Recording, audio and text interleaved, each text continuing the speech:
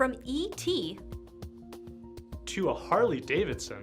These are 5 strange, unbelievable items washed ashore. 5. Imagine walking down the beach to find E.T. And even if you haven't seen the movie, at least most people have some sort of idea of who the little alien creature is. Picture this, an exact replica of the little alien creature washed ashore in Old Portsmouth.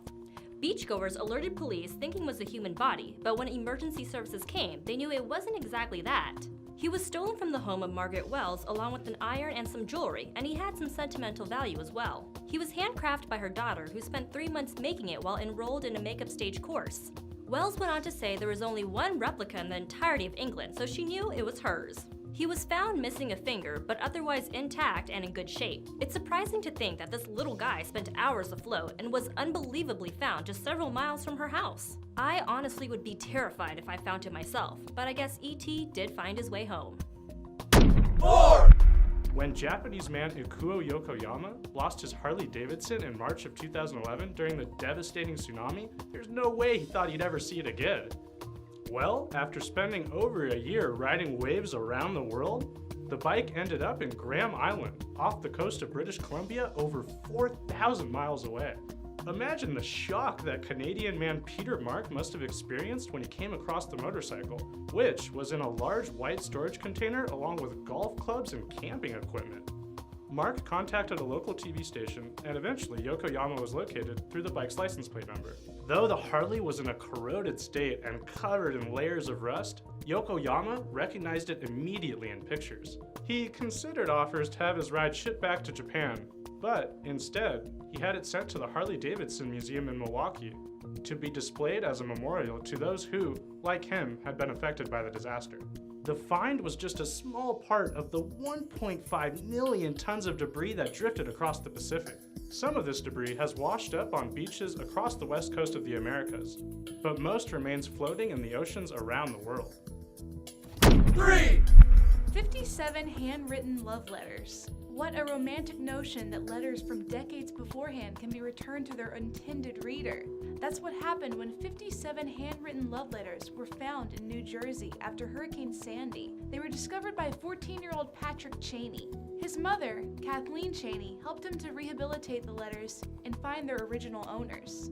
They were written during and after World War II by Dorothy Fallon to her soon-to-be husband, Lynn Farnham. Sadly, her lover, Lynn Farnham, passed away before he could read the sweet love notes in 1991. Like a scene from a movie, one read, "Well, dear, 2 weeks from today and we will be married." It's a good thing that Farnham didn't get upset at the thought that his lover wasn't sending him notes, because the two married in 1948. As for Dorothy, she was still alive and 91 years old when all this happened in 2012.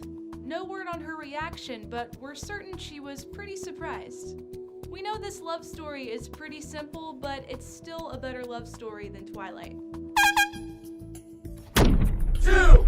It's a Class A drug synonymous with Scarface, and over $50 million worth of it was found in bags near Caister and Norfolk. 790 pounds of cocaine were found in several duffel bags tied to makeshift buoys. This discovery was made by Valerie McGee and her dog Rudey while they were taking a stroll down the beach. Valerie stated that her dog found the bags interesting and took a whiz on them. Once the authorities arrived, they unpacked the bags, finding the massive amounts of cocaine inside. Until that point, the Coast Guard and the police were canvassing a 15-mile stretch of the coastline for the find. While the large seizure of the cocaine is sure to make a devastating impact on the whole criminal underworld, no leads have been made yet on who's behind the whole ordeal. Great Yarmouth, the area where the beaches are located by, has been known to house those on welfare, low-income families, and is a hotbed for drug activity. The police strongly encourages anyone who finds additional bags to call it in. Who knows how many bags there are out there, or how many have already been claimed by people. 1. Imagine walking along the shore and discovering this massive Lego figurine.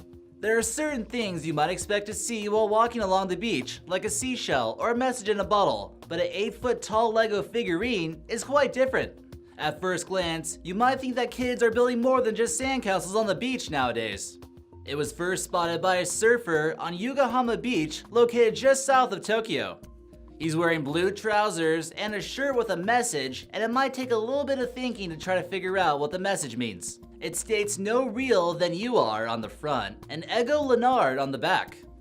This isn't the first time this mysterious Lego figurine has washed up on the beach either. It's also been found in the Netherlands, in the UK, and in Florida. So what the heck is it? It appears to be some kind of strange art installation and also a way to get some kind of public attention. The Dutch artist who created this goes by the pseudonym of Ego Leonard, who's known for making some massive Lego figurines and occasionally some paintings.